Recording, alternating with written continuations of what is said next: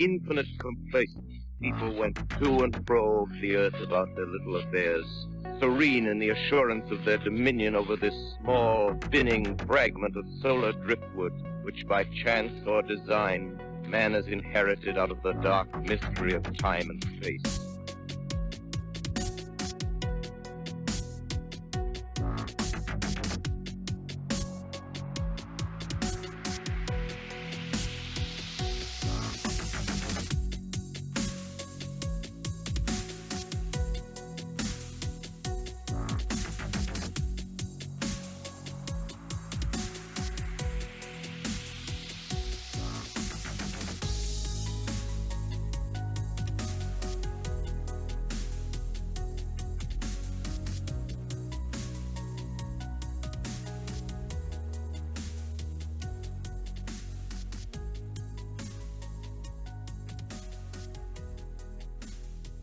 Hello and welcome to another edition of Into the Fray. Before we get to my chat with Gary, wanted to say hello and welcome to new patrons over at patreon.com. Barry Norton, Karen Spinetti-Lieber, Martin Deacon, and Elizabeth Lovett. Welcome over, guys. And alpha shout-outs. These are people pledging $20 or more a month over at patreon.com. Anthony Mikulski, Azriel, Chad Irving, Andrew of Black Triangle Coffee, Eric Garcia, Crystal Bowman, Isis Fernandez, Karina, Nightwing, John, Randy, Salcedo Paranormal, Roy Daniel, Ted Cheever, Steve Alarcon, Josh Arthur, Chad Ralston, Jack Cavender, Richard Rose, Sean Kevin Jason, Tyler DeMoney, Stephen Bashore, Charles Mann, Sticky Soundzine, Matthew Lacewell, and Eric Ribbich. A huge thanks to all of my patron members. You guys have no idea how much your support helps keep me and the show going. You can head on over to patreon.com and search Into the Fray, and there you will find 5 different pledge levels to choose from. There are 100 bonus episodes there right now that you will get instant access to, along with the other benefits like stickers, signed books, the Discord room, the secret Facebook group, and of course access to all of the live chats that come up, including the Alien/FAY Part 2 that we will be doing here the first part of December. The first one went so long and we had so much to talk about still that Part 2 was called for. So sign up today and support a show that you love and get premium bonus content for yourself. If you would like signed books, Beyond the Fray Bigfoot and Beyond the Fray Paramalgamation, or maybe some Into the Fray stickers, a new design coming soon, by the way, head on over to intothefrayradio.com. And without further ado, here is my chat with Gary Moreland.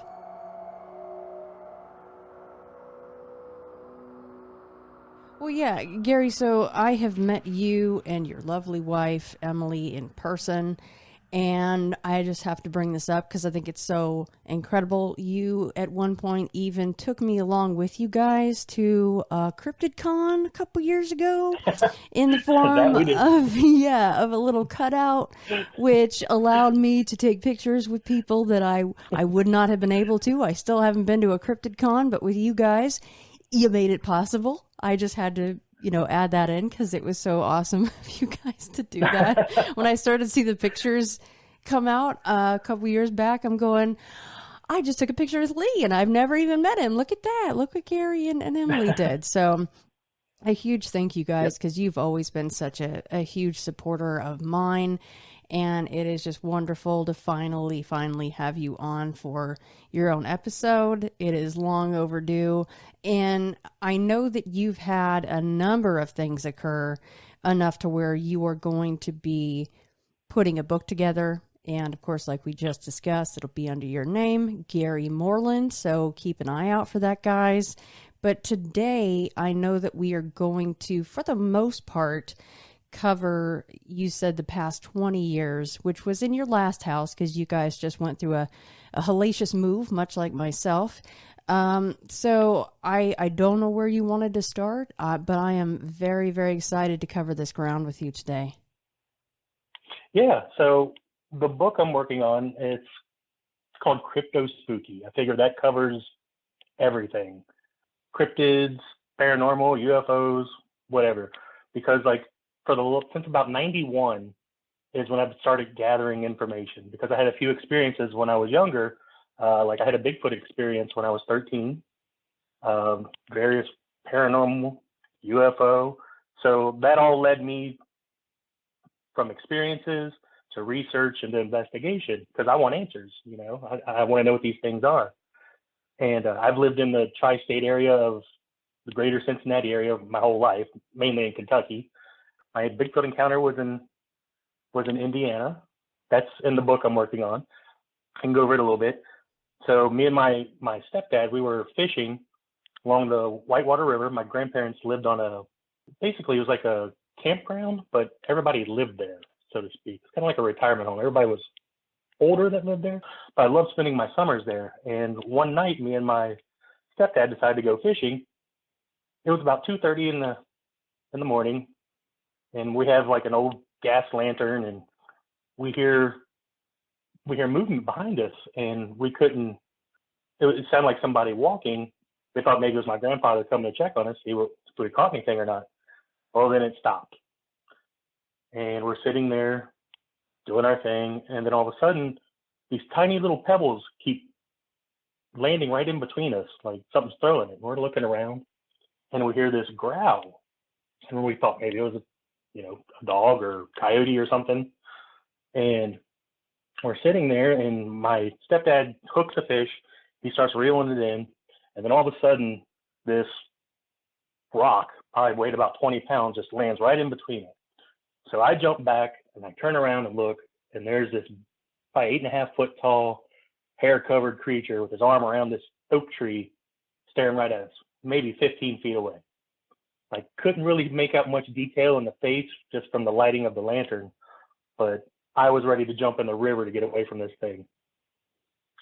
So my stepdad turns around, he sees it, he throws the fishing pole down, picks up the lantern, and at that point, this thing turns around and walks away. So after that, we got out of there, and that was that. It was one of the most terrifying things I'd come across, but that really made me want to know more about it. So I started looking more into it. So what did your stepdad say about that? At that point, did he just think that was all, a myth and something silly until he saw that day? He told me, he's like, don't say a word about this to anybody, not even my grandparents or anything. He's like, we're just going to hang it up, go back for the night. So, and even to this day, he don't like to talk about it. I've tried several times to get him to talk about it, and he won't talk about it. Yeah, if that doesn't tell you everything you need to know about how that was a little bit too close for comfort. 15 feet away is extremely close to be to something that tall. 8.5 feet tall? Holy cow. It's huge. It's hard to comprehend something that big until you see something that close, that big. It had to be 4 feet wide at the shoulders. But I could only see like 3/4 of it because it was hanging around a tree looking at us. So, it was massive. So you were 13 at the time. Did you even have an interest in that sort of thing at that point? Kind of. Like my grandparents loved watching In Search Of and stuff like that. So I did have an interest. But, I didn't think there was anything like that in southeastern Indiana. Right. But yeah, and recently I've got a buddy that lives in Sparta, Kentucky. Over the last 2 years has had a lot of activity. And it's nonstop. He sent me stuff just as recently as last weekend. He's been having a lot of, I guess we'd say, cryptid encounters, so to speak. Mainly Bigfoot, but here recently he sent me a trail cam picture that we can't make out what it is. It looks like some kind of giant dog. Uh-oh. And yeah, so what's funny about that is I actually sent that stuff to Jody Cook, since he's got the North American Dogman Project. And he was kind of peaked about it, said he's been getting a lot of experiences and sightings down that way. Now, So I can't wait to see what comes out of that. yeah, and because Kentucky, I've been there a few times, not a few times. I've driven through a few times, but I've actually been there for the purposes of Bigfoot once with Ramona Bell as part of when I was still with SC.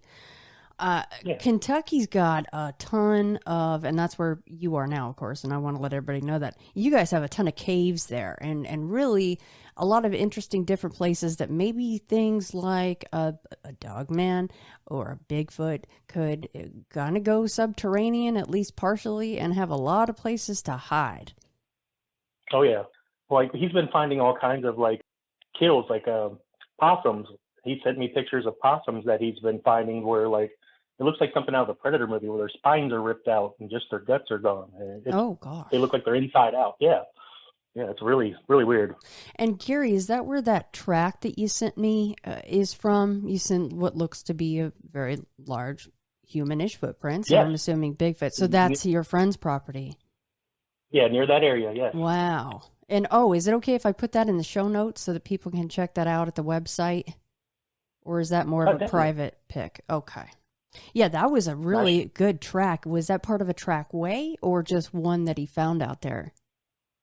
That's just one he found out there. It's a really good one, though. Oh yeah, he's an avid hunter. He's got 11 acres of land between him and his mother-in-law. And the first time he had an experience, he sent me this 3.5 minute long audio or video of this something coming down the creek bed towards him, just making all. It sounded like the Sierra sound, just all that chatter and stuff, and then whoops and grunts. And was he in his tree stand for hunting purposes at that point? Correct. Yeah, he was. Oh, so that thing was kind of ticked off at him, sounds like. Yeah. Like, get out of my area there, bub. Yeah, he'll be in his backyard, and he's had deer run towards him where, like, he'll say he'll hear the siren. It sounds like a siren off in the woods. One of those type of yells, so to speak. Mm-hmm. Like the old Harry and the Hendersons siren yell, right? Yeah. So the deer don't even care about him. They just want to get away from whatever's in the woods enough that they just come right out and show themselves to him. Yep. He's had like trail cam footage of stuff in the dark, big shadows off in the distance that set it off. Weird orbs of light. I've got one where it's a teal light that he just set up a deer stand, and this light comes out and just looks like it's investigating the deer stand. Yeah, a lot of those lights tend to act pretty sentient, don't they? They do. No, even my house that I lived in for 20 years, across the way is an old lake that they're turning into a nature preserve now, but I've seen the lights over there that look similar to those, like 4 or 5 of them just in treetops moving around like they're conducting business of some sort.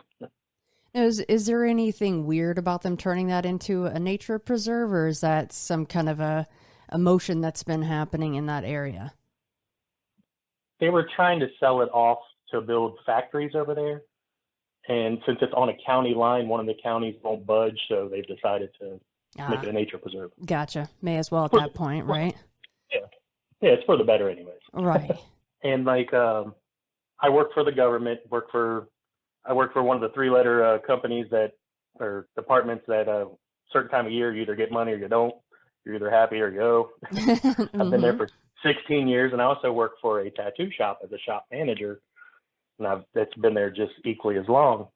And one of our tattoo artists, he's an avid hunter, and one day, it was actually the day after Cryptid Con 2 years ago, he comes running in, him and 2 of his buddies, and they were in Independence, Kentucky hunting, and they had an encounter where they were stalking method of hunting using bows, and all of a sudden this giant tree just starts whipping back and forth, and they hear all this commotion, so they start heading that way, and they said they saw a big giant hairy thing shaking the tree, and they got out of there.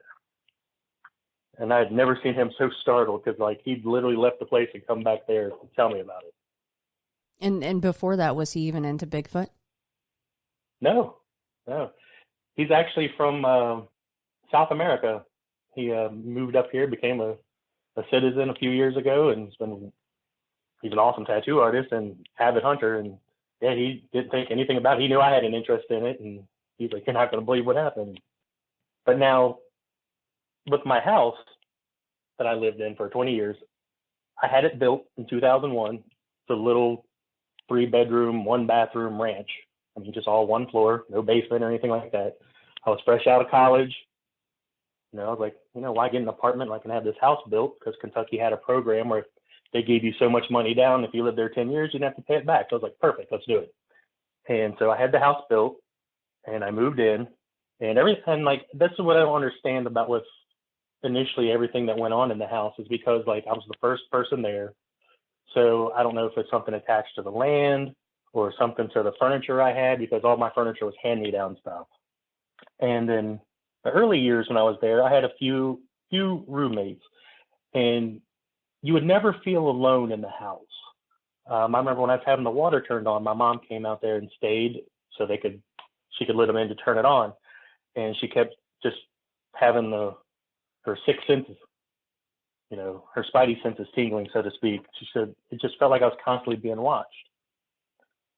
So after about 3 months, I had my first roommate move in. He didn't stay that long, but he was an avid coffee drinker, and I'm not. And I remember one day I was going to make a ham sandwich. I get everything out, and I drop a piece of ham on the floor, and I pick it up and I throw it into the trash can, and there's coffee grounds and everything in there from where he had emptied the coffee maker and whatnot. And I turn around, walk back to the fridge, put the meat away, and I look at the sandwich, and there's that piece of ham is sitting on top of the sandwich I just made, covered in coffee grounds, and no one had been home. And I'm thinking, what in the world just happened here? So I was like, huh. And we constantly hear footsteps and stuff going through the house. But yeah, it was just weird because I didn't expect to turn around and see something I just threw away the second ago sitting on top of something I just made. Right. That'll turn you off from the sandwich real quick. That doesn't sound very appetizing. No, not at all. Even though, I don't know, a friend of mine, he likes to cook with coffee a lot with steak, so I'm not sure. He'll just say it's a fancy food, right? Yeah. Now, he moves out, and not much else happens, really. He moves out a couple months later. He was in there shortly. My second roommate comes in, her and her daughter, and they stayed for a while. Now, what was weird, after they came in, the doors in the house would start locking on their own. So we'd have to keep those little spam keys on top of the doors to constantly unlock them, because you'd go to open a door, it would lock. There's times you could sit there and watch it lock itself. It was really weird. You would always feel cold spots throughout the house. Just all of a sudden it would just plummet in a certain little area, and then it would move and go away, and you could almost follow it through the house like it was walking around. It was really weird. I remember one night we saw this shadow in the living room, and we couldn't figure out what was casting the shadow. We only had one light in there. It was like a ceiling fan light.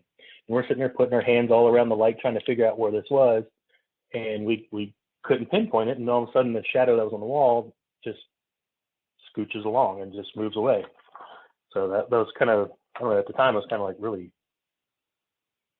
disturbing a little bit. Mm-hmm. One day we were sitting there, and we just cooked dinner, and I went in the other room to get her daughter, and I opened the door, and all of a sudden something inside me told me to grab her real quick. So I grabbed her real quick because she was getting ready to sit down on the floor. And when I looked down, there's probably an ungodly amount of sewing needles stuck in the carpet. Like, they look like little cages or pins. And I was like, what are you doing? And she's like, well, I'm trying to catch the little creatures flying around the room. And I'm like, where did you get these sewing needles? And because I never had any, and her mother never had any, so we were really trying to figure out where they came from. Because, I mean, it was a lot. We're talking probably a couple hundred. And she had them intricately set up in the carpet. Her daughter was 4. So I kept asking her, I was like, so what do they look like? She's like, they just keep flying around here, and like they keep me up at night. I was like, okay, well, go in the other room. So I cleaned all those up and told her mom about it. And she's like, yeah, I had no clue where she would have got those. So like that was kind of frightening, because she could have really hurt herself if she would have sat down on those. So she never really described what these things looked like how big they were, or? She just said she held her hand up about the size of a grapefruit, she said she'd see like 3 or 4 of them at a time, and she just described them as like dark shadows flying around up above, just in her bedroom. Because I remember one night, the house was like really compact the way it was set up. There was no hallways or anything like that. Off the living room, you had in the one corner you had 4 doors. There was the 3 bedrooms and a bathroom. And it was late one night, and I was walking towards the bathroom, and out of the corner of my eye, I thought I saw her standing there, and I looked down to tell her it's too late, she needs to be in bed. And I opened the door and look in, and she's in there in her pajamas and weird kid position, laying on the bed, sound asleep. But what I saw standing there looked kind of like her. I kind of shook my head and just went about my business. And then she would always complain about not being able to sleep too well because of those creatures flying or whatever she called them. And then it turned out to be, she called it a little girl and a man with a broke neck that would constantly the man would sit in her room and cry, she said. And the little girl would always just stare at her. And I was like, okay, I've never seen anything to do with the broke neck man before. But the little girl, that's kind of like the shadow we kept seeing all this time. And, but she said he was just constantly just be sad and cry, and the little girl would just stare at her while she would try to sleep. And so, I mean, I can understand not being able to sleep because of that. So one night we're waiting for one of our friends to come over, and we had cooked dinner. And when you walk in our front door, you had a little square landing, and on one side was a chair and the other side was a couch. And we had cooked some kind of steak or something, I don't remember. But like I said, all my stuff was hand-me-down, so I had all these mismatched forks and knives and whatnot. So me being one-handed, there's a certain fork I like to use because it's flat on top, easier for me to hold and use to cut meat. Well, we heard our friend pull up, and I got up to look, and the door had locked. So I unlocked it and set it down. There's a screen, it's like a storm door, and it's kind of like a little latch where you either push it up to lock it or let it drop to unlock. So I unlocked it and set back down. Heard something else again, and I get up and look. The door locked itself again. So, I mean, no surprise, doors lock daily there. So I unlock it, sit back down. Third time I get up, my fork falls right in between the couch and the floor, or the couch and the chair on the landing. Door's locked again. I turn around, can't find it. And I'm like, what is going on? Where's my fork? Searched high and low. Go into the kitchen and open up the stove to put something away, and there's the fork stuck in a piece of meat in the stove. Oh, gosh. Yeah, so I'm like, okay. That was kind of weird. Another night we're sitting there. We're sitting on the couch just having a conversation, and all down the wall towards my bedroom door, you just hear pounding, like boom, boom, boom, boom, boom, boom, boom. And I kept waiting for my door to be burst open. I mean, that's how loud it was. Nothing. It was just nothing. And then it got to the point in the house where like the air felt thick. Like it was weird. Like you could be outside and be in the greatest of moods, walk through the front door, and your mood would just change. And it was almost like walking through mud or mire or something like that. It's just the air was always thick at this point. So it was really weird because you could really watch people come in and their mood and attitude just change instantly. So that affected nearly everybody that came into that house? Yes. Eventually, one of our friends would come over, and she got to the point where she wouldn't come in. She would only hang out outside because she knew it would just give her the worst feelings ever. One day we went to the grocery store and we come back, and this happened on several occasions with various different things, but the one I remember the most, because cleaning up a gallon of milk is horrendous. Our kitchen table, we have a tablecloth on it and whatnot. We put the milk over there, was sitting it down, getting ready to put it away, and then all of a sudden it just got pushed off the table, slams on the floor, bust open, milk goes everywhere. And at first I'm thinking, well, maybe, sometimes you get condensation, will make it move, but I'm like, well, it's on a cloth, so that kind of negates that. But I mean, this thing was launched, and we've had various things launched. The bread's been launched, canned foods have been launched, that milk, bottled water. And that was, I don't know, it would get annoying after a while. Now, I also play music. I've played music since '91. Love playing music. Been in several bands and whatnot. And one day we had a show locally. We don't really play local that much, but we're like, well, it was for a charity. We're like, okay, let's do it. And it was right up the street from where I lived. So I was like, we can get ready at my house. And I'd been telling my bandmates and stuff about all the different things that have been going on. And my roommate and her daughter were actually gone out of town visiting family for the next couple of weeks. I was like, just come over. And we decided to sit there that day. And I was like, I want to clean the table off. Because I kept telling about the little girl shadow and what I was seeing and whatnot. We cleaned the table real good. And we put flour all over it. We sit there for a while to make sure nothing would come through or anything like that. And I put a piece of paper there and a crayon. And I was like, we're going to leave for a little bit and we'll be back. Draw me a picture. So we're gone. We go up, do our sound check and whatnot, and come back about an hour and a half later. And on the edge of the table, I'm going to see if I can find pictures of this, but on the edge of the table are little handprints. Like someone was trying to get up in the chair, and where the crayon was, there was scrape marks going through the crayon, like someone was trying to grab it. Little handprints. Were you actually expecting that to work? I did not expect it to work, but I was like, you know what? I'm willing to try anything. How little were the handprints? I mean, the same size as the 4-year-old, essentially, if the little girl that you lived with would have done the same thing? Yeah. Wow. Yeah. Yeah, because that's why we wanted to clean it real good, make sure there was no oils from anybody's hands and stuff on there. And took the tablecloth off and all that. That way we could kind of control it a little bit. Now, what did the bandmates say when you guys walked back in and these handprints are here and, I mean, things are really, really messed with? What were they saying? Yeah. Well, our keyboardist was the first one. He ran in there because he's like, I got to see if there's anything happening. And he was like, oh my gosh, you're not going to believe this. But considering the type of band it is, like all of our stuff is kind of Halloween and horror based at that time. So like all of those people were kind of into it anyway. So they were like, just like, whoa, wow, you know, can't believe we're experiencing this. So after that, it's wintertime. It's probably, I think, December, maybe. The daughter had 2 hamsters that she had recently gotten. One morning I get up and I look in the cage and it looks like one of them chewed the other one's face and it was dead. I was like, oh, it looked like they got in a fight or something. Not thinking anything of it, so I took the hamster and took it outside and threw it away. Later that day, her mom was like, hey, I need to run out for a few minutes. Can you watch my daughter? And I was like, sure. No sooner than she like walks out the door, here comes the 4-year-old with an 8-inch chef knife out of the kitchen. There is nothing more terrifying than seeing a child holding a knife. Right. And so I'm like, what are you doing? And she's like, I have to kill the hamster. I'm like, why? And she's like, they told me to. Oh my gosh. I'm like, who? She's like, the people. And I'm like, which people? She's like, the ones that keep coming into the room. And I was like, did you kill your other hamster? She's like, yeah.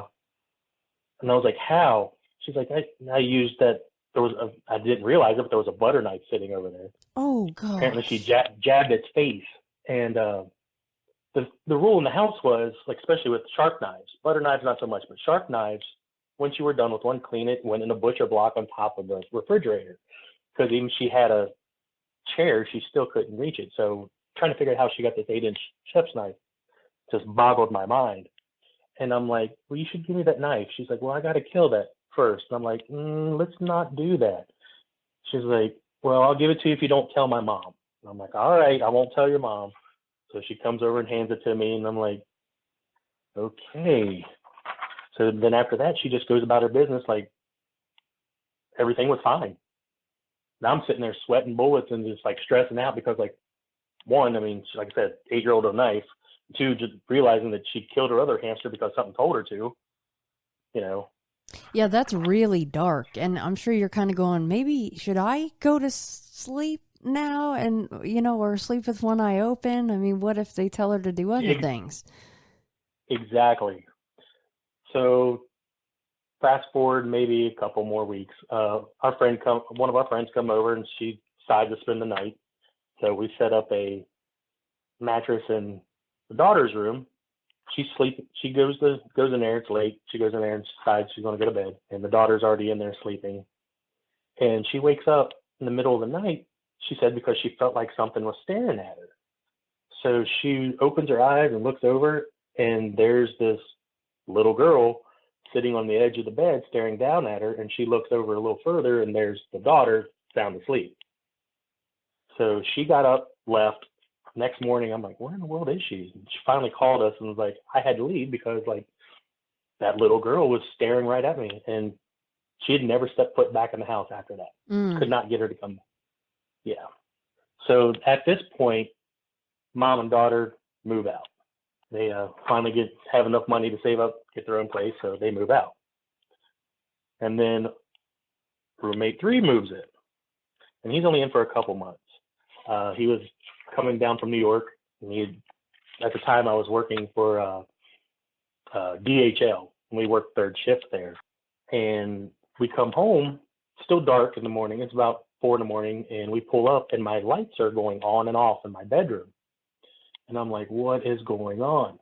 I open the door, and there's some golf clubs there. And I was like, grab a golf club. I want to kick my bedroom door open, swing for home. Because when you look down, when the light was on, you could see like somebody was walking back and forth. So I kicked the door open. He swings for home. Nothing there. But you could actually see somebody from the outside walking around in there. Yeah, you could see the shadow of somebody through the window. Wow. And then underneath the door also on the inside. Oh, gosh. Once you got in, you saw the shadow going back and forth. That is creepy. Yeah, because I was like, oh, man. I was like, maybe it's somebody in there.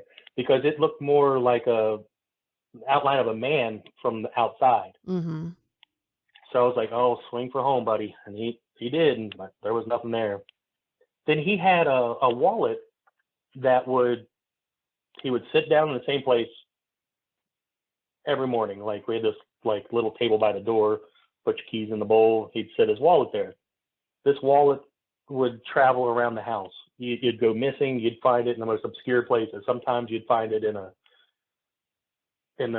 cabinet in the kitchen. One time we found it in the freezer. Another time we found it in the toilet.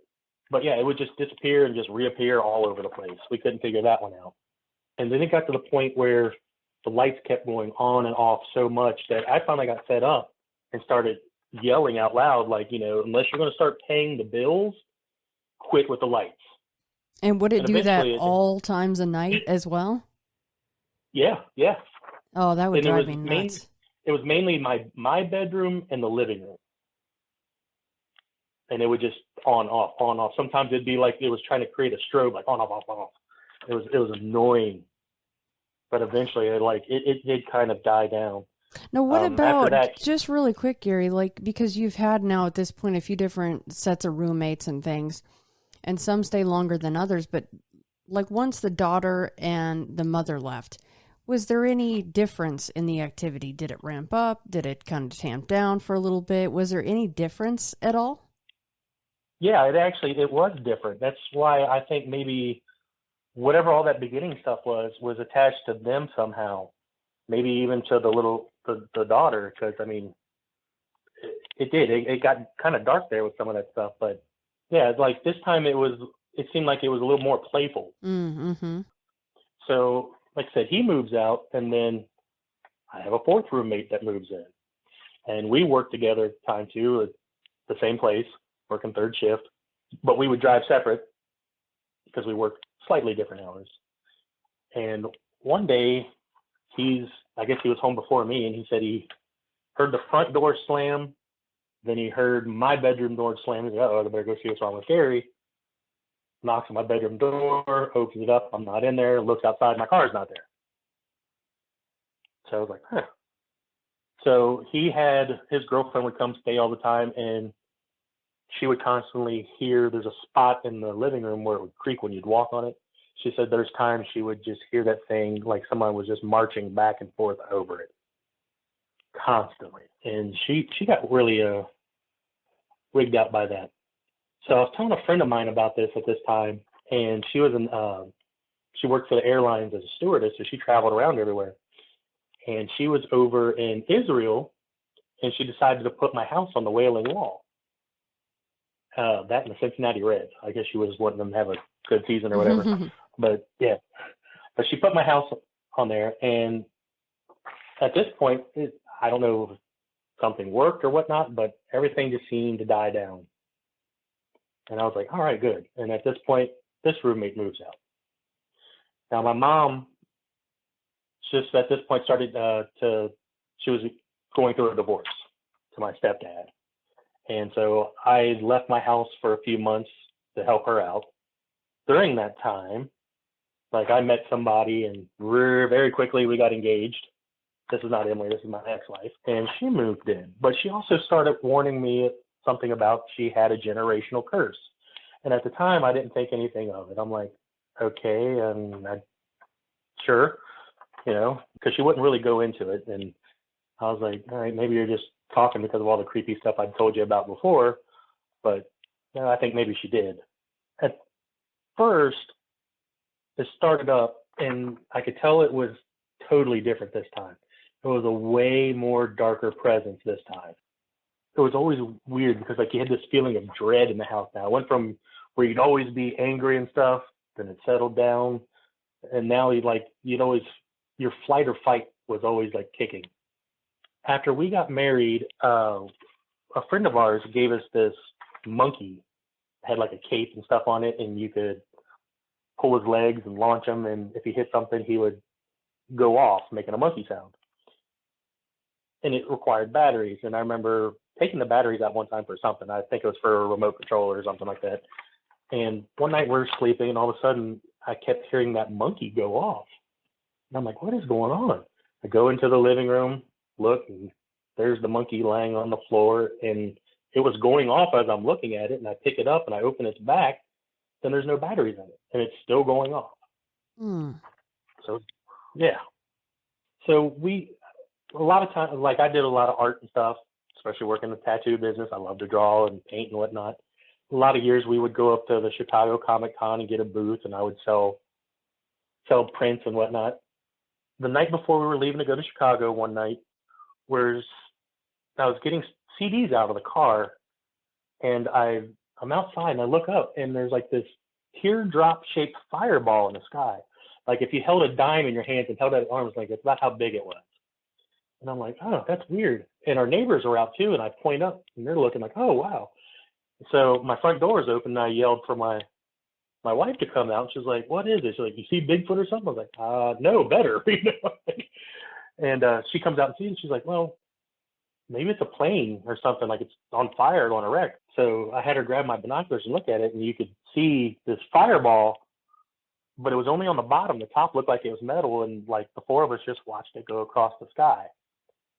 And yeah, that was really weird because I'd never seen anything like it before. So after that, we get back from Chicago, had a good time and whatnot. We're asleep in our bed. It's probably 3 or 4 in the morning.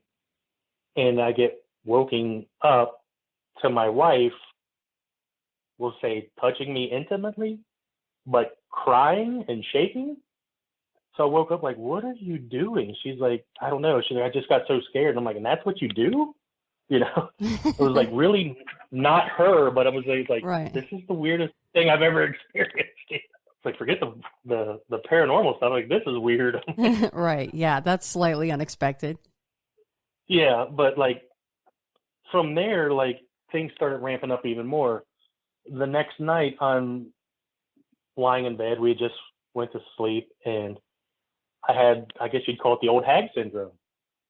I'm lying there, and I feel like there's something sitting on my chest, just sucking all the happiness and good out of me and replacing it with fear. It was so intense. And the only way I could break it, and it took me everything in me to do it, is I had to try to laugh. Something inside said, laugh. If you laugh, it'll break it. And I did. I was able to get out of laughing. As soon as I did, I was able to sit straight up. But nothing with her. She was sound asleep. And I was thinking, like, why am I being attacked, it feels like? And this happened on at least 2 occasions. Eventually, I'm sitting there, and a couple nights later, and I'm like, she's just acting weird. And, like, she's just got this depression about her. And to the point where, like, you could just sensed the depression. And something just didn't feel right. And I kept asking her, I was like, what's wrong? What's wrong? I was like, there's something you need to tell me, but you're not telling me. And she's like, no, no, no. Finally, I get her to open up, and she's talking about, you know, for some reason she's feeling, she's starting to feel stuff for other people, and she's, I don't know, drawn to this book she has. It was weird. It was a spell book. I didn't know she had it or whatnot. So I don't know where this is coming from. And eventually she tells me this, and I'm like, okay. And that night I have this dream. And in this dream, I'm being attacked by, for lack of better words, this demon. And like, it's coming at me, and it's like doing a number on me. And it felt so real. It's, I guess, because maybe I felt like maybe I exposed something it was trying to do by talking to her. And like, it was trying to violate me, all kinds of stuff. And like, when I woke up, I mean, I everything felt like it just happened. Like, I felt like I was hit. I felt like I was trying to be, you know, violated and whatnot. It was kind of scary. Eventually, you know, it kept ramping up even more. And like, she started getting more and more depressed. She was Catholic. I'm not, but I decided to go to church with her one day. And I'm sitting there, and for some reason, like, this anger keeps coming over me, and I don't know what it is. And I'm looking off towards where the priest is, and behind him there's a statue, and it looked like something was shimmering, like something was like if you were to take your arm and just rock it back and forth in front of something. It looked like something like that, but it kept shimmering, and it kept making me angry and angry. A friend of mine told me, he's like, you know, if you ever want answers, try to pray about it. Maybe you'll be led somewhere in a scripture or something. I was like, I'm in a church. Let's try this. So I say a little prayer, and like, you know, and I don't remember what verse and chapter it was, but it was like very specific, and it talks about an abomination. And I was like, oh, I was like, well, that's kind of an answer. That night we go home. There's these, I don't know, it was like dancing lights in the sky above our house. And like, they just felt so ominous, because like they would come together into one and then split off into like 4 or 5 and make like a geometric shape and come back together. And it did this several times, and then just, it was gone. And it was weird, because it kind of felt, to me, it felt like it was connected to the stuff that's been going on with her. I don't know how, it's just some kind of internal feeling. I don't know. It was so weird. Then it got to the point where like, her depression like would switch to anger. Like, it was like flipping a switch. And like, she would get really, really hostile. I did everything I could. I always tried to do anything I could to help her calm down, do whatever, because I'm furthest thing from a violent person. And it just got to the point where like, we tried to get her help and whatnot. And I was like, you know, talk to your priest, talk to whoever, talk, you know, if you don't want to talk to me, talk to somebody else. But it got to the point where like, we just couldn't get her the help she wanted. And it kind of led to our divorce, because after that, like, that's when we called it quits. And when she moved out, things settled down immensely. Like, everything just kind of quieted down. And you said that she mentioned a generational curse. Did you ever find out more about that from her? I kept trying. I would talk to her sisters. I talked to her parents. They had no clue what she was talking about. So I don't know where she came up with it, or what, or something she brought on herself. But yeah, it like I said, when she came in, everything was really more different and dark. Well, and speaking of brought on herself, and who knows if this is true or not, but you also mentioned a spell book. Correct. Do you know much about that? Was it more like the White Witch spell book kind of stuff, or more the darker side of things? To me, when I was looking through it, it looked more towards the darker side of stuff. Do you think she was the type of person? Sorry, Gary, I think she was dabbling. She had to be dabbling. Okay. But she was the type of person that, like, if she held a grudge against somebody, it's a lifelong grudge. Mm-hmm. Like, for instance, I wasn't allowed to watch the TV show Friends because her ex-boyfriend's ex-wife liked that show. So I wasn't allowed to see it. Gosh. That is Yeah, that was really her far reasoning. removed for a reason to not watch Friends. I've I've heard of a lot of reasons, Exactly. but wow. Okay. Yeah. So you think she Yeah, was it was possibly executing some things out of the spell book? Of course, the house, it already had activity. It already had, like you said, this thick air of negativity and a whole lot of paranormal activity going on. If somebody like that walks into a house like you had there, I suppose that mhm. it was just probably totally feeding off of her and feeding into maybe some of these darker impulses that she had. Oh, definitely. Definitely. I don't doubt that one bit. Now, we had, during this time, working at the tattoo shop, we had a new tattoo artist that came in. And he was from Canton, Ohio. And what's really weird is we met each other before we met each other. And because he actually helped me through some of the stuff that was going on. But it was really weird because he comes down to the shop and we're both sitting there like, man, I've met you before somewhere. Apparently we had shared a dream. For some reason, I decided to start talking about this dream. And in this dream, I'm walking up to this house and it has like this glass enclosed porch, kind of like a greenhouse. There's this dead guy, like a corpse, standing there, and he's beckoning me to come in. And I'm like, okay. So I follow him in, and it looks like the waiting room of a doctor's office. And he takes me back to this room. There's a hole in the wall, and he points to it. And I look through it. And when I'm looking through this hole, I see, at this time now, that's my friend standing there, and he's angry that they're burying somebody near the edge of the woods. And before I could say that, he was like, I remember seeing you walk into that house with a corpse. And I was like, yeah. And so it was really weird. But he's had a lot of weird synchronicities, even lately. Not to get off the topic of the house, but the Greg and Dana Newkirk, their show Hellier. He asked me when season 2 came out, I was like, have you seen this? I was like, yeah. I was like, I just finished watching it. And he's like, I need you to come over to my house. I want to talk to you about some stuff. I was like, okay. So I go there. He works at his own tattoo shop now. He has his own business. But he also works for Marvel Comics, Dark Horse. He works for them all, basically. He draws for them all. And he's like, I want to show you this comic book.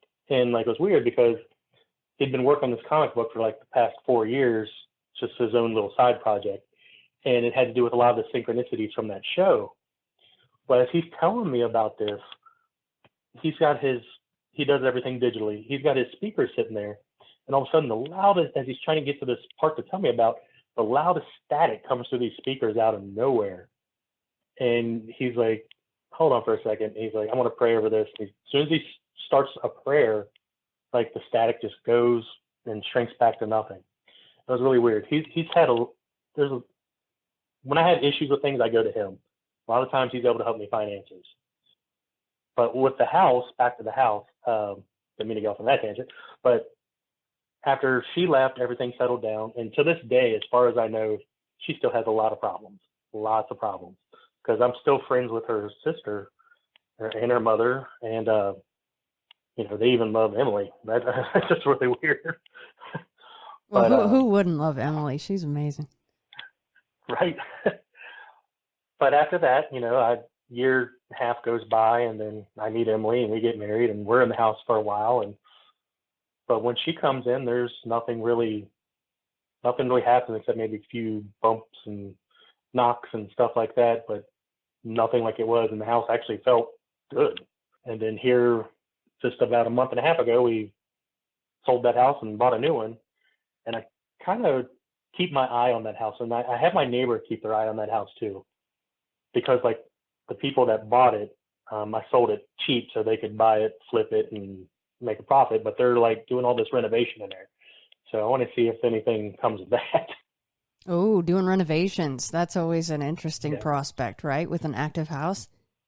Yeah, because everything in it was original when I left. In 20 years, I never replaced the carpet, everything, stove, fridge, everything was original to it. So cabinets, and they're replacing all that. So it'll be interesting to see what happens there.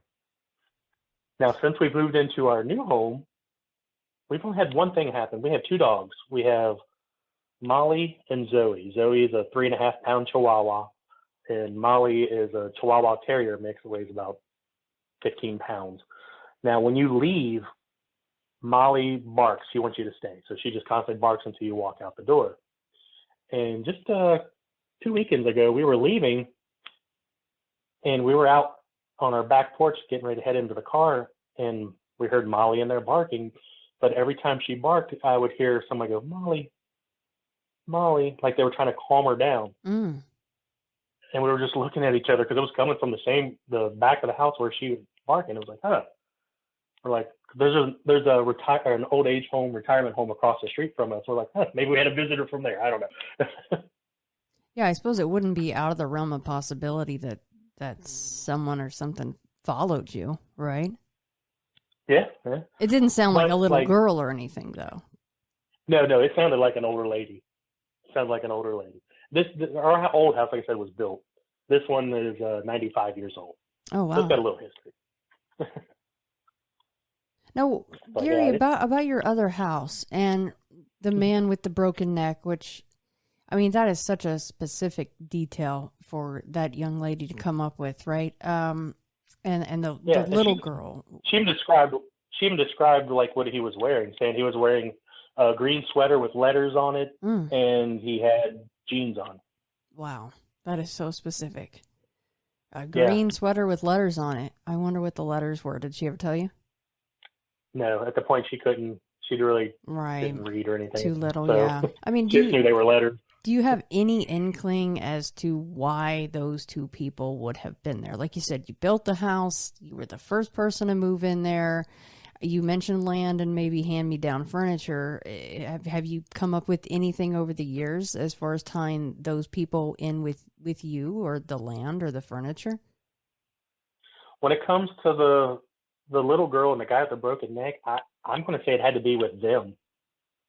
Maybe like there was something in the house that drew them there. Maybe there was something attached to, like I said, the land or the furniture. Because I know when they built that area right there, they stripped all the good soil and land off and left crap. I mean, it was basically clay. You couldn't grow squat there. Mm-hmm.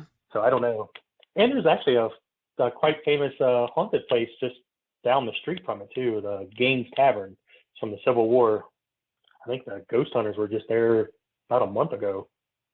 Yeah, there's a lot of old properties around there. And, of course, all kinds of stuff goes on all sorts of parts of the United States as far as the land goes. But Waverly Hills is like a 40-minute drive down the road. Oh, is it really? Have you guys been there to investigate anything? Oh, yeah. Oh, yeah? Oh, I have, yeah. Oh, yeah. We got some pretty cool pictures of shadows and actually watched the ball go from room to room rolling around. Like a trigger object that was placed there and then it was rolling around? Yes. Oh, that's cool. Yep. As popular, and it's just like Salt Fork is popular for Bigfoot. People roll their eyes, right? And I know that Waverly Hills, people roll their eyes. But you know what? That's honestly a place that I'm not ghosts are not really my forte. I would love to go out on more investigations, but Waverly Hills would certainly be on my list of places to visit. Oh, yeah. Like, I'm the same way. Ghosts really aren't my thing. That's just everything that happened in that house, really. Like, I'm more into the cryptids and whatnot after seeing Bigfoot when I was a kid. Yeah. And where Emily's parents live, it's right by Lloyd's Wildlife. Lloyd's Wildlife do you remember the Erickson Project where they had Matilda? Uh-huh. The sleeping Bigfoot? That's where that was filmed. They filmed her there.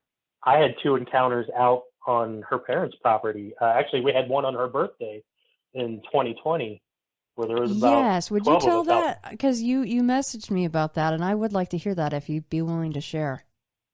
Yeah. So we got a bunch of people together out to her parents' house, and we were having a birthday bonfire. Everybody's there hanging out, and it's September. Her birthday is September 27th, so it was like a couple of days later. So that way it was the weekend, and everybody was out there. We're roasting marshmallows and hot dogs and whatnot, and we're all sitting there, and the neighbors, there's like a little hollow that goes down and comes back up, and there's like an old dry creek bed that goes through there, and there's a bunch of trees. But on the other side, they have Rottweilers, and they were over there barking. And all of a sudden, we heard something whoop, and they stopped. And I was like, "Oh, did you hear that?" A friend of mine, her son was there, and she's like, "Oh, tell me it's Bigfoot." I was like, "I don't know." He's like, "Whoop at it." I was like, "All right." So I do a whoop, and I get a response. I'm like, "Oh." So we're sitting there, and we're all listening, and we hear something coming up the dry creek bed. And it's getting closer and closer. And we all decide to start heading down the hill towards that way to see if we can see it. I mean, it was dark. I mean, you couldn't see squat. So we had our cell phones and a couple of small flashlights out looking. And then all of a sudden we hear like clacking, like rocks clacking just down from us. And all of a sudden, like, we get scared because something jumps out of the tree, and we're like, "Oh my gosh." And it's this raccoon. And this raccoon jumps out of the tree, looks at us, and then looks down to where that sound was and decides it'd rather deal with us than what's down there, and just takes off right in between all of us. So we're like, okay. We're listening a little more, and we hear and it sounds bipedal. And at this point, there's dry leaves and whatnot down there, so you hear pretty good crunching as it's walking, and then it stops. And Emily's brother's there. He's the closest to the tree line. All of a sudden we hear this moaning gurgle. Like, I couldn't even reproduce it if I tried. Never heard anything like it. And at this point we're shining our light and we don't see nothing, and we hear it again. And it sounded a little more menacing this time. So we decided to back off and head back up towards the fire. And her brother's like, I've lived out here 46 years. He's like, "I've never heard anything like this before." And so we go back and we tell her mom and dad about it. On another occasion, a couple years prior to that, I was sitting out. They have a swing that faces that same creek bed on a tree that they put out in the summer. And I'm sitting out there, and all of a sudden I hear something coming up the creek bed. And I had my dog, one of my dogs, with me, and she was sitting there, and she started growling. And I'm talking on the phone to a friend of mine from work.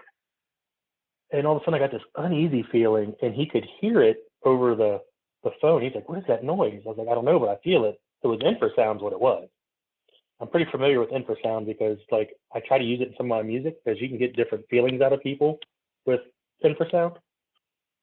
Emily comes out and she's like, "Dinner's ready." I'm like, "Stay up there." My dog takes off. She's like, "Nope, I ain't dealing with this." And I'm sitting there a little bit longer, and I'm talking to my friend, and I kept getting hit with this infrasound, wave after wave.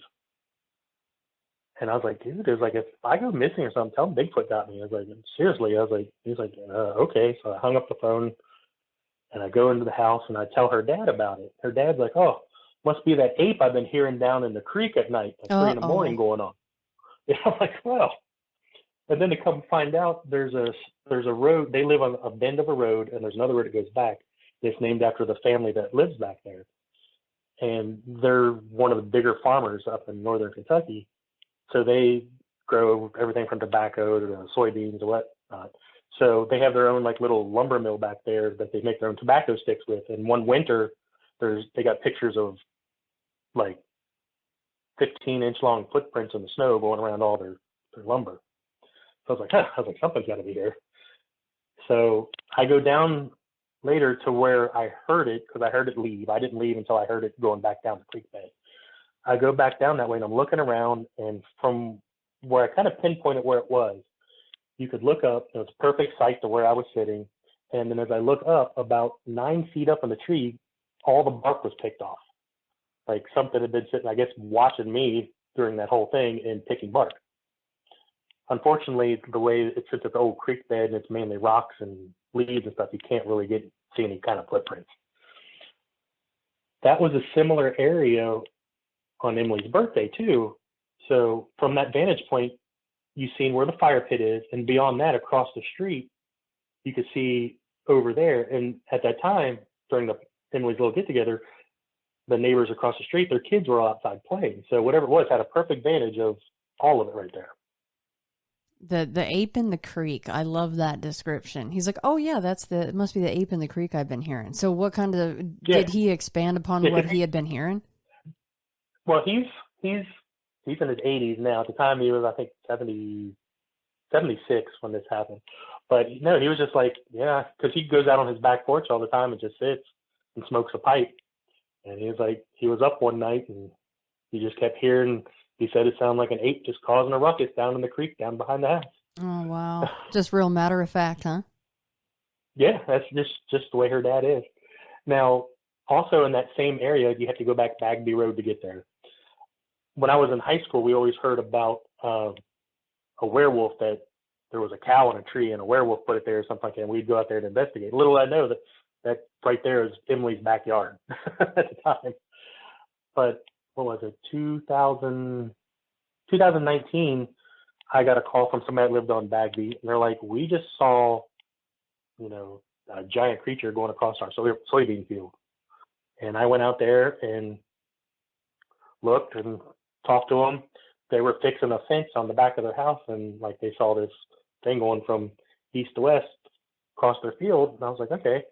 So I was like, we got on our cell phones, and I walked out and I was like, tell me about where it was when it stopped. They're like, oh, it was about there. And I look around and you could see a wide berth through the soybeans where something went through, and you could also see where deer go through there all the time. So I was like, okay.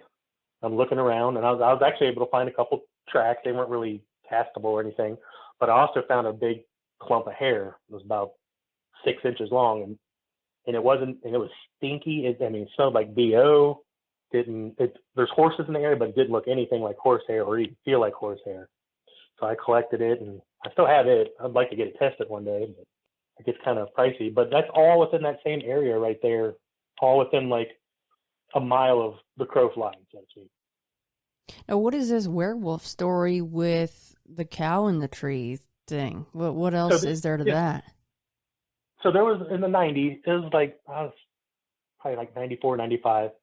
There was a newspaper article where someone found a cow dead and it stuck high in a tree. There's nothing in northern Kentucky that would do that. There's bears, you'd never hear of a bear this far north up here. And then mountain lions, anything like that. Somebody was saying, I guess, all of a sudden came up with, oh, there was a werewolf that put it in a tree or whatnot. And we're like, oh, whatever. So we go out there to check it out, and we found the tree where it was, because, you could clearly see the picture, and there was still some gore on the tree. But there were big dog prints out there, almost the size of your hand. So, like, in 95, or now looking back on, I'm thinking, I was like, oh, maybe this was a dog man of some sort, So you actually saw the prints? Yeah, at the time. But wow. Being young as I was then, didn't think anything about casting them or anything. Right, but of course. They were big. They were huge. They were about the size of your hand. They were big. Oh, that's freaky. And then, the cow in the tree, that's a massive, massive animal. And to be able to put it in a tree, what in the world? Exactly. Like, I'm going to see if I can dig out. I have the newspaper article somewhere. I'm going to have to, get all this stuff out and start. I have all these notes and stuff I need to archive, and I want to put up for people to see, because, there's just so much stuff. That's why I've been working on this book, because it's just countless stuff that, like I said, I've either investigated or seen. Like, I've even seen little people at Kincaid Lake. We were camping one night. It was late in this camping season, and we're like, let's go camping. And the fire was getting ready to die down, and we're sitting there, and we're like, all right, let's head to bed or whatever. So we get in our tent, and earlier we kept hearing stuff behind our tent. We figured maybe it was raccoons or something. And we go into the tent, we're getting ready to turn in, and you can still see this fire outside. It's still going decently. And all of a sudden we seen these 3 look like little people. 2 of them were carrying a ladder. And we jump up and run outside quick enough to see them. Like, one of them turns around and actually kind of looks at us, but they were about 8.5, 9 inches tall. And they, lack of better words, had a ladder and ran off into the underbrush. Like, they didn't have any clothes on or anything like that. They were kind of grayish in color, what we could see. But yeah, 3 of us, we saw them, and we're just like, huh. Okay. So all night long, we kind of stayed up the rest of the night trying to see if we could see them again. Though there's something about the little people accounts that I'm absolutely fascinated by. But they creep me the hell out, to be honest with you. I mean, John Olson comes on and talks about him, the stories that have been shared with him. And now I didn't even know that you had this story. The second you said little people, I'm like, my ears perk up. But the whole like gray skin, no clothes. What the hell do they need a ladder for? Of course, they are quite little, Right. so I guess they can't climb a whole lot of stuff, right? That's fascinating. Right. Now, I'm Native American. I'm of Mohawk descent, so that's in Canada, just outside of Montreal. When my mother was pregnant with me, she was staying at my grandmother's house. They had this. It was a dirt road you had to get back to it. And there was a little bridge that went over a creek. My uncle, when he was younger, he would run across the bridge because he said he was afraid of the singing trolls under it. That's what he called them. Well, when my mom was pregnant with me, it was wintertime. She was upstairs and she looked out the window and she saw a little person standing next to a tree stump that was out by that little bridge. So she goes and tells my grandmother, and they both go and they see it. And they're like, we need to leave it an offering. So they get a plate of fruit together and they go out there and it's gone. But they seen the little tracks in the snow and they put the fruit on the tree stump, and they were trying to preserve some of the tracks, like picking them up, taking them aside, putting them in the freezer, but the snow wasn't enough to where it would stay. But my uncle always says, like, if you see one, supposedly it's really good luck. And they left that plate of fruit out there. My mom said later on they found a little pouch there with some money in it. Are you of the mind that, anytime you hear a little person report or, something shimmery in the woods, even if you're out for Bigfoot or whatever you're out for, that it's all Fae related stuff? Oh, yes, totally think that. Like, Native Legend has tons and tons of Fae stories. I mean, you have the Puckwudgies, you have the little people down in North Carolina. There's lots of little people in Native lore. I don't see it so much as lore because it almost seems like fact, Well, especially when you actually saw that. That's fascinating, Gary. Oh my gosh, I can't believe you actually got to see a couple of those guys. I would love to see one of those things one of these days. Now, you said that was Kincaid Lake? Yeah, that's in northern Kentucky. People go there and go camping. Did you come across ever any other reports from that area of sightings like that? That's what's weird is I haven't. Now, there's other reports of little people more towards western Kentucky along the riverways that I've collected. There was a kayaker who stumbled across a few of them. They were carrying like a large pot, looked like, he said, like a wooden or earthen type pot. But he said they were fully clothed, though, the ones he saw. And they kind of remind him of garden gnomes, like you would see, like Travelocity gnome or something. See, and why would his be clothed, but yours don't have any clothes? Right. Yeah, I don't know. It's so all over the place. And the pot, I mean, what are they cooking in there? Souls? I mean, well, that's so creepy, Exactly. Like out at Emily's parents' house, they have these two big trees in their front yard, and all the time they get fairy rings out there, bring the mushrooms. And like, I'm always like, yeah, don't mess with that. No, not at all. And then back in the woods behind their house also, they have what's called an old tracking tree, a Native American tracking tree, where it goes up, bends at a 90-degree angle, goes out about 7-8 feet, and then goes straight up again. And out there you get all kinds of fairy rings and stuff. And I'm like, I wonder if that's actually related to the natives or something Fae, No, why do they call it a tracking tree? What's that part of? That's what her dad called it. I guess because you'll find like arrowheads and stuff all down through there in the creeks and rocky areas.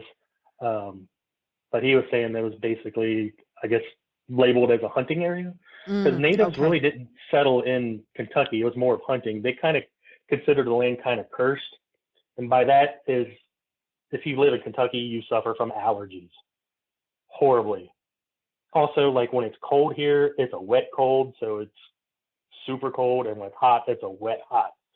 So like everything's always steamy. So that's one of the reasons they never really settled here. They hunted here, but never really settled. They had a couple places they'd stay at for a few months and whatnot, but then they'd always go back to where they came from. Usually it was around here, I believe it was the Shawnee that came down from Ohio. That creek bed out by Emily's parents' house, is it always a dry creek bed, or is there occasionally some water flowing through there? Well, there's the dry creek bed that leads down to there's a creek down there that usually has water in it. It's just the one that's in between the properties is one that it no longer, for some reason, doesn't collect water. There's nothing that flows to it. But at the bottom of the hill, there's a creek that goes for miles. It's just amazing how, a lot of times these stories are connected to sources of water somehow, Right, yeah. Rodney Adams and Tom Shea, they're both part of the Northern Kentucky Bigfoot group. And talking about one of the biggest collection of casts, Tom Shea has one of the hugest collections I've ever seen. They're all from, like Trimble and Henry County mainly. But they'll tell you seasonally, like what time this year to find them, like to find evidence and stuff by waterways a good portion of the time, especially in the Bigfoot realm. Well, yeah, and look at you seeing, little people or FRAY or whatever you want to label them as down by a lake, right? So Right. And my Bigfoot encounter was on the river. Right. So. Which I'm super jealous about because I am stuck in the middle of the damn desert. Not a lick of water anywhere. In fact, we're losing water in Lake Mead to where we can't even put boats in that damn thing right now. Oh. Yeah, there's like one put in, and you have to put in at your own risk because the water's so low. It's really sad, actually. But yeah, there's so many tie-ins to water and the paranormal. Yep, like my buddy's property in Sparta with everything there. He's got creeks that run all through there. Does he? Yep. So he's got stuff going on right now. Yeah, I've been meaning to get out there here recently, but I haven't been able to. I've had since March, had some health issues and had surgeries and whatnot, so I've been on the recovery. So, like, I'm gearing up now. I really want to get out there because he sends me stuff all the time. Like, it's video, audio, pictures. With this new trail cam photo that to you doesn't look like a Bigfoot situation, it sounds like that's going on out there too. But what are your thoughts on Dogman? Yeah, I mean, it does sound like Dogman. I mean, when you see it, it kind of looks like I don't know, some of the ones they report of that kind of have that kind of husky face, look like a Siberian husky in the face. It kind of looks like that, but I mean, it's really, really big because he's got a control photo, so to speak, with it that later where there are some deer in the photo near it, and like it dwarfs the deers. Yeah. Is he sharing that publicly or not really? Pretty much everything he shares with me. Okay. I can't blame him. I mean, you don't. Happens. You know how it goes. Anytime you share anything online, it just gets torn apart. So it's not as pointless. I was just talking about this with somebody else. I'm like, it's almost pointless to share it on Facebook or something because it just gets crapped on. So yeah, that's why I don't really share too much of my stuff. Yeah, I mean, if people want to know, I'll share it with them, but usually I don't make it too public or anything. It's mostly it's for you, and it's for him. He lives there. I mean, there's no reason to prove it to anybody else. You guys have been there and have had experiences. I mean, do you feel like Dogman is flesh and blood, or do you think it has some paranormal aspects to it? I don't know. Like, I kind of sometimes with some of the things I hear about, I lean one way, and then sometimes I lean the other. Mm-hmm. But like, it always seems like with Dogman, it always seems like there's something nefarious with it. Like it always seems like it's out to get you, so to speak. Whereas Bigfoot, you have some people that are like, oh, it's the friendly giant of the woods. I'm like, no. None of my encounters I've had have been friendly, and I felt good and happy afterwards, Yeah, I don't think that you thought about walking up to the 115 feet away and giving him a high five, right? So exactly. Yeah. I mean, like I said, I was ready to jump in the river to get away from it. Right, like you make one move towards me, and I'm gonna have to get wet here, and it won't be nice. Yep. Yeah, the Dogman just seems like such a pissed off species, whatever the heck it is, and completely different than Bigfoot as far as the way that Bigfoot kind of goes about his day. So, and a lot of these Dogman encounters, they don't give a crap if you see them. Yeah, no.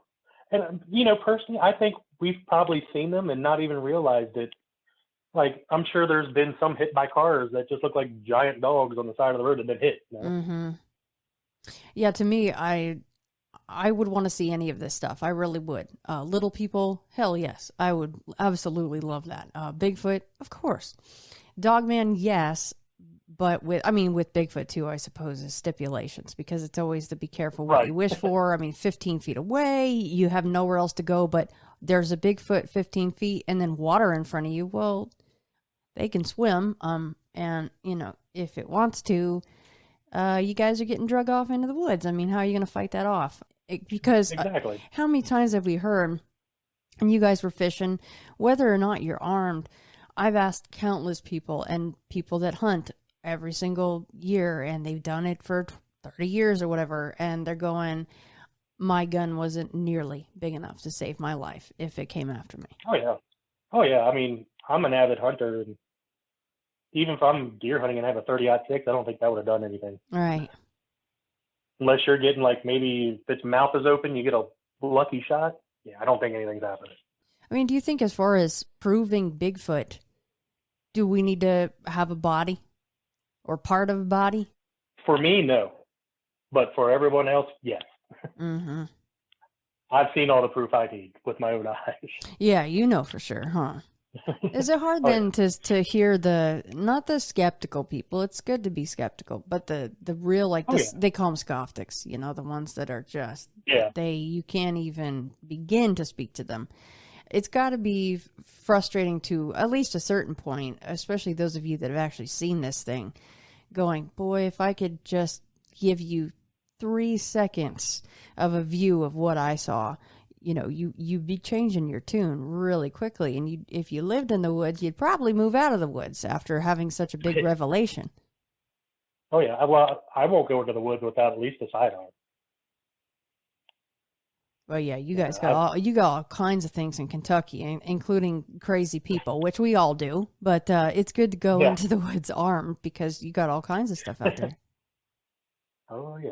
So what's the plan with your friend's property? I mean, now that you're talking about not only Bigfoot, but Dogman possibly being in the area, is the plan to keep the trail cams going? I mean, are you going to be doing any kind of I don't know if baiting is the right word, but what's the plan there? Oh, yeah, we're definitely going to be planning on baiting and whatnot. There's a technique I want to try that it worked for Tom and Rodney, that they got a really cool piece of evidence. It's something it's very unique, and I actually have a copy of it. They set up a trap with Nutella, one of the large Nutella jars. They put it where the Bigfoot had to reach in, get the jar, open the jar, break the seal, and then eat out of it. Now, it was colder weather, so, because you know how runny Nutella can be, it was more solid, and we've got a casting of the fingers that were in there eating the Nutella, and they're really neat looking. They have big square nails you can see, and there's like 3 fingers that were in it. So I want to try something like that to see if we can get something similar there. But the camera traps go 24/7 out there. Mm-hmm. He keeps them up year round. So what's the pattern as far as when they're moving through, or is there any pattern yet to that? So far, the last couple of years, what we've noticed is it's more active during the fall and winter. Stuff still goes on during the summer, but it's more frequent in the fall and winter out on his property. Yeah, it sounds like a cool spot. I don't know about the Dogman, though. They're so pissed off. It's just, I don't know how nice that would be to be messing with one of those guys. But that is so cool about the fingers in the Nutella. Yeah, it's so awesome. Like, I couldn't believe they came up with it and was able to get something that cool. They've got footprints, handprints. There's one they've dubbed Goliath because, I mean, his footprint's almost 2 feet long. Oh my God! And they've also got a casting of his hand, and it's just massive, massive. Imagine how tall that one is. Then are we thinking like 10 feet tall? Probably.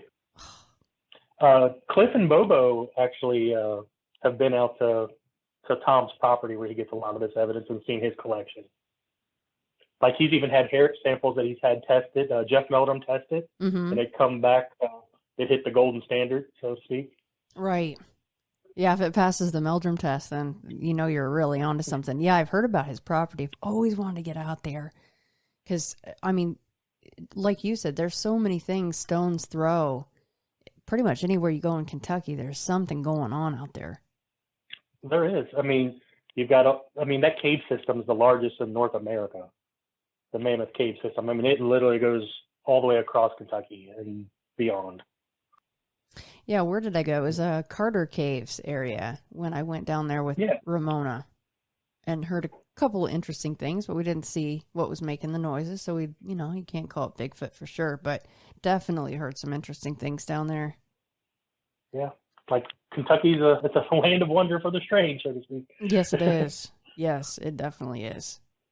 Well, Gary, how's your book coming along? Do you have a timeline on that? Or I know that things have been put on hold with all your health issues going on, but when can people maybe expect that to come out? Hopefully, I'm shooting for the spring.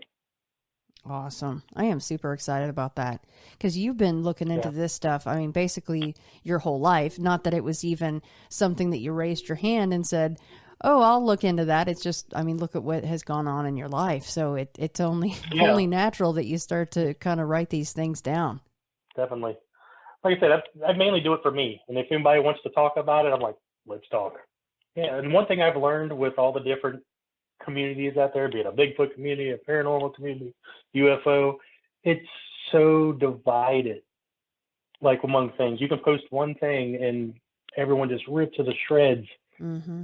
And you're just wanting to show maybe a piece of evidence or something. I've seen it happen so many times, but like, it just amazes me how divided the communities are. And it's like, whew, no wonder we don't have any definitive answers for people. Yeah. Yeah. And I don't know that's ever going to get better because people are just people and opinions are their own. And yeah, that's why, like you said, amen. It's for you and whoever wants to go out, investigate with you or talk to you about it. It can be for you guys. And that's really the most important thing. And besides that, you're like kind of going, I know what I saw and I know what I've experienced over my lifetime. So that's all that matters.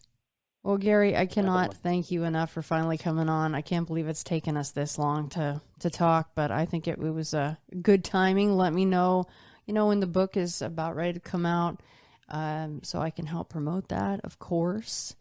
And thank you to both you and Emily for just all these years of being so supportive of me and Into the Fray. Oh, definitely. If you want, you can find out about the book on Facebook. Just look up Cryptospooky, all one word. Cryptospooky. Awesome. Well, I think that's what I will probably name this episode then. You've made it very easy on me, Gary. Cryptospooky Kentucky. All right. Well, no, Gary, thank you so much. And I look forward to speaking to you hopefully soon. Thank you. Well, I'm so-and-so. I was given this name by my parents. I've been to such and such a college. I've done these things in my profession. I produce a little fire. Buddha says, forget it. That's not true. That's some story. That's all gone. That's all past. I want to see the real you are now. Well, nobody knows who that is. Because we don't know ourselves except through listening to our echoes and consulting our memories. But then there's a real you, and that again leads us back to this question. Who are you? That is the real you. We shall see how they play with this exam by the koans to get you to come out of your shell and find out who you really are.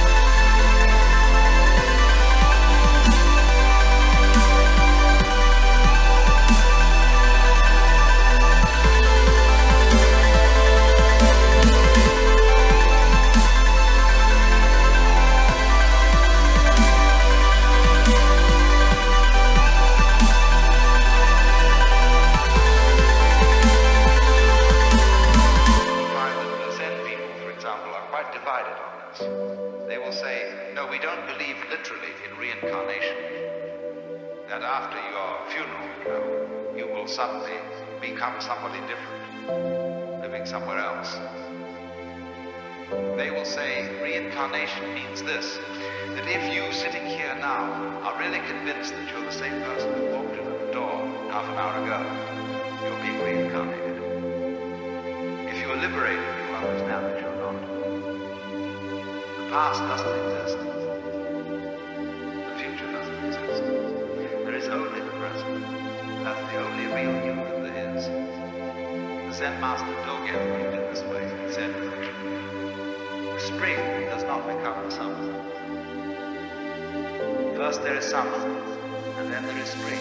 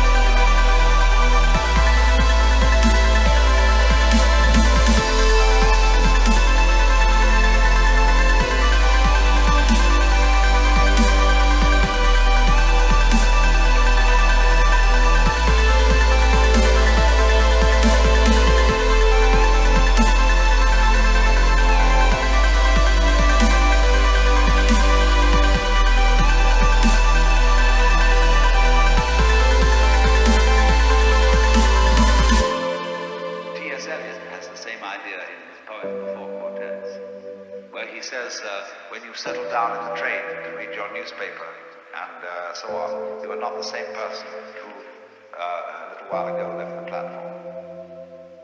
If you think you are linking your moments up in a chain. And this is what binds you to the wheel of birth and death. But when you know that every moment in which you are is the only moment, this comes into Zen. A master will say to somebody, get up and walk across the room. And he comes back and says, where are your footprints? They've gone. So where are you? Who are you? When we are asked who we are, we usually give a kind of recitation of a history.